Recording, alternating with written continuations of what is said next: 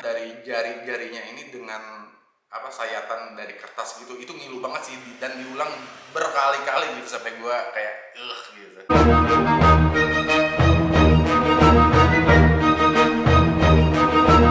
Halo semua, kali ini gue mau ngebahas sebuah film yang judulnya Everything Everywhere All at Once. Yang mungkin sebagian dari lo udah tahu semua bahwa film ini bercerita tentang multiverse, yang menurut gue ini beda banget dengan film-film multiverse sejenisnya. Terus juga yang kedua, kenapa film ini menarik banget dan pengen gue bahas banget, karena film ini diproduksi oleh sebuah PH indie bernama A24. Dan gue pribadi sih, gue suka banget sama A24 ya, sama semua film-film yang diproduksi sama A24, karena menurut gua studio film ini beda banget gitu. Kalau misalkan bikin film, memproduksi film, dari segi cerita, dari segi apapun beda banget. Dan menurut gua mind blown banget gitu. Lu juga bisa cek website resminya A24, A24 ya. Di situ tuh banyak banget list-list film yang menurut gua enak untuk ditonton gitu. Bukan cuma enak untuk ditonton, tapi juga bisa menambah khasanah perfilman lo, anjay.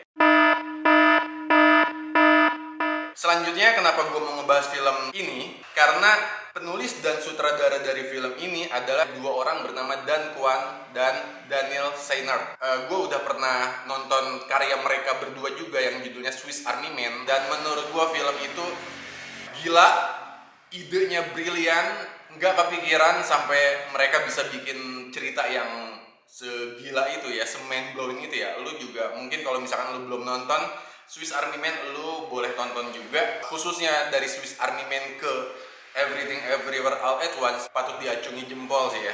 Oke, kita langsung masuk ke apa cerita dari film Everything Everywhere All at Once ini. Ini adalah sebuah cerita yang menyoroti sebuah keluarga, khususnya seorang ibu rumah tangga bernama Evelyn yang tinggal bareng suaminya dan juga bapaknya yang udah tua. Jadi rumahnya ini adalah dua lantai, lantai atas dijadiin rumah, dijadiin tempat tinggal, sedangkan sementara lantai bawahnya mereka jadiin kayak semacam tempat usaha, khususnya usaha laundry ya, mereka usaha laundry gitu. Dan Evelyn ini juga punya anak, seorang anak cewek yang kayaknya udah nggak tinggal serumah sama mereka gitu. Terus kalau misalkan gue perhatiin dari karakter utamanya yang nggak lain adalah Evelyn. Evelyn ini dimainkan oleh Michelle Yeoh. Si tokoh atau si karakter utama ini, si Evelyn ini digambarin kehidupannya tuh sumpek banget gitu. Di opening filmnya kita dikasih lihat sebuah shot yang menggambarkan bahwa Evelyn ini sibuk banget gitu. Jadi ada shot Evelyn lagi duduk, di depannya ada meja, yang di atas mejanya itu berserakan banyak struk-struk gitulah. Terus gambaran kesibukan Evelyn juga diisi sama sosok suami namanya Waymon yang agak kelemer-kelemer menurut gua gitu ya. Kayaknya ngeganggu Evelyn banget gitu. Setiap ocehan, setiap kata-kata, setiap pertanyaan yang keluar dari suaminya Evelyn ini kayaknya ngeganggu Evelyn banget. Terus juga dia harus nyiapin sarapan pagi buat bapaknya yang udah tua itu. Pokoknya digambarin karakter utama di Everything Everywhere ini sumpek banget gitu. Sebenarnya bisa kelihatan juga sih dari secara gambaran karakternya juga, si Evelyn ini kayaknya nggak pernah dandan gitu.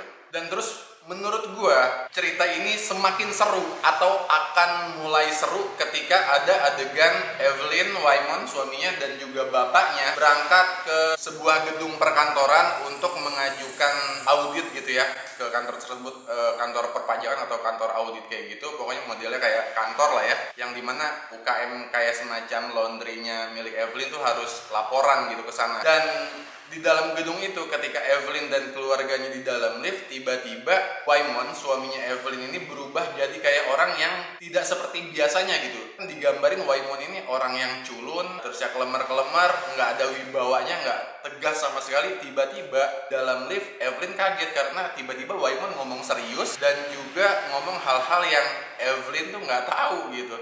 Waymon bilang kalau Evelyn adalah kunci keselamatan dari semesta ini gitu. Nggak cuma satu semesta tapi ribuan semesta. Evelyn bingung gitu, kenapa Waymon tiba-tiba ngomong kayak gitu. Anyway, lu harus nonton banget sih, karena menurut gua juga bagusnya film ini adalah, ini kan semacam film superhero gitu ya, cuman superhero-nya diangkat, sosok hero-nya adalah yang out of the box banget gitu, karena sosok hero-nya adalah seorang ibu-ibu Asia yang cuman seorang penjaga laundry gitu, pemilik usaha laundry. Maksud gue gila, hero kan banyak pilihannya ya. Kalau lu nonton film-film Marvel atau DC atau yang lainnya gitu ya, hero-heronya tuh badannya keker kayak gitu-gitu ya. Tapi di filmnya si Everything ini, sosok hero-nya adalah Evelyn gitu, yang ternyata cuman seorang ibu rumah tangga yang merasa hidupnya semrawut gitu, dan dia menjadi hero di dalam film itu. Dan bahkan bukan cuman hero yang cuman hero gitu ya, tapi ya berantem gitu. Dan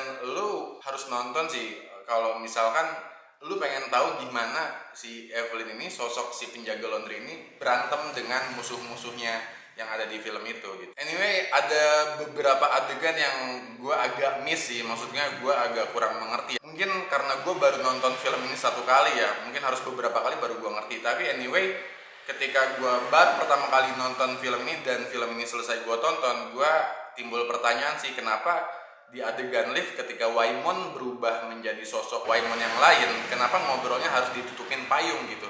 Emang siapa yang lihat gitu? Anggaplah yang ngelihat adalah orang-orang jahat di multiverse lain gitu. Tapi kan emang mereka nggak bisa ngelihat apa karena cuma ditutupin payung aja gitu kan. Terus juga ada adegan yang bikin gua ngilu sih, ketika si Waymon untuk dia berubah menjadi sosok yang berbeda kan dia harus melakukan hal-hal aneh. Jadi ada satu hal aneh yang si Waymon lakukan, yaitu dia pengen ngeluarin darahnya dari jari-jarinya ini dengan sayatan dari kertas gitu. Itu ngilu banget sih, dan diulang berkali-kali gitu sampai gue kayak gitu. Anyway, film ini bagus banget dan gue menantikan banget film-film lainnya yang dikeluarin sama Dan Kwan dan Daniel Sainert ini. Dan juga tentunya gue pasti akan selalu nungguin film-film yang diproduksi sama A24.